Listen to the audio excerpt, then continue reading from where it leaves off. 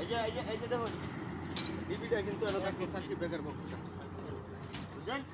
দরজার উপরে করে দেব দরজার উপরে মানে খোলাবন তালা না খোলাবন না আমরা লাগাতে দিন না তাহলে তো আমি শুনবো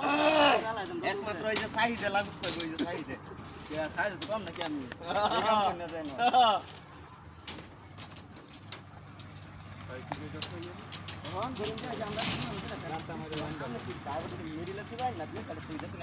না না না মিডিল দেন মিডিল